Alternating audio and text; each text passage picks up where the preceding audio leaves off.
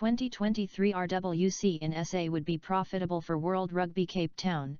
South Africa 2023 would be the most profitable to World Rugby in the tournament's history, with South Africa's bid book projecting a record 2.9 million tickets sold and the biggest ever World Cup final in stadium attendance.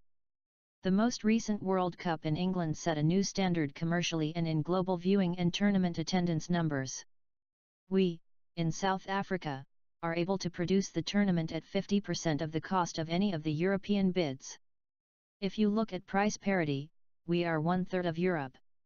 In other words, a tourist will be able to come to South Africa for 3 weeks for the equivalent cost of 1 week in Europe, said South African Rugby Union's chief executive Jurie Roux. South Africa, as a tourist destination, rates among the most enticing globally, but the South African bid places a premium on South Africans and the accessibility of South Africans to experience and enjoy the 6-week rugby festival. South Africa's love for sport was showcased to the world during the 2010 FIFA World Cup. And for South African rugby to replicate the success story of soccer's 2010 global spectacle, ticket prices had to be inclusive of the general public and had to be affordable to the working class, as much as the bid has identified the obvious corporate South African investment in tickets sales. The South African government, in underwriting the tournament financial guarantees, were convinced in the economic strength of the bid, adding R27 billion to the South African economy, and also that the tournament spoke to South Africans in being able to experience it.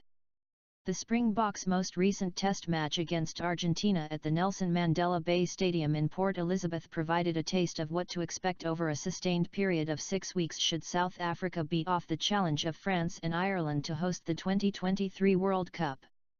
The Port Elizabeth test ticketing structure allowed for a match-day stadium audience that was inclusive and not elitist.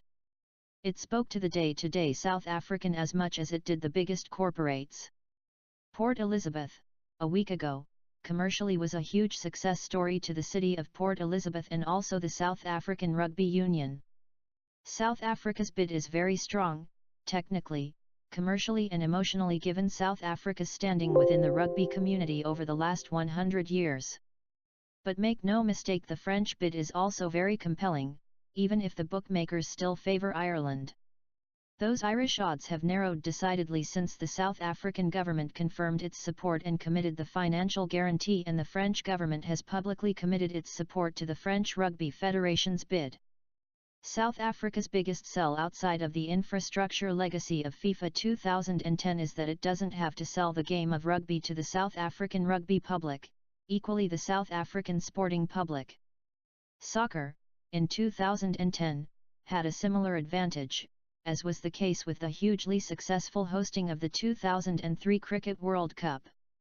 There will be total rugby immersion for the duration of the tournament. The Money Show's Bruce Whitfield interviewed Dr. Michael Goldman on the merits of South Africa bidding. Goldman, assistant professor in the sport management program at the University of San Francisco and adjunct faculty at Gordon Institute of Business Science, Gibbs, said, "Absolutely, it makes sense. We should absolutely do it. There will be zero expenditure on infrastructure. World Rugby is well run." Goldman, consistent with the bookmakers, felt Ireland was South Africa's biggest challenger. The French would disagree, with French Sports Minister Laura Flessel telling the media that the in-principle award of the 2024 Summer Olympic Games to Paris may act as a springboard to help the country's bid to host the 2023 Rugby World Cup.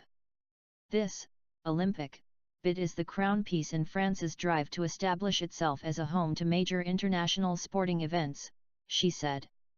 With its bid to host Rugby World Cup 2023, it is this same determination which France is set on showing. The state, with the French president leading the way, is strongly backing the French Rugby Federation, and is a staunch supporter to the Number France 2023 project. Bernard Laporte, president of the French Rugby Federation, also drew a parallel between the Olympics and World Cup. But the converse is that the pending 2024 Paris Olympics could detract from Rugby World Cup 2023 in that it is also viewed as secondary to the Olympics, in terms of preparation, focus and sporting appetite.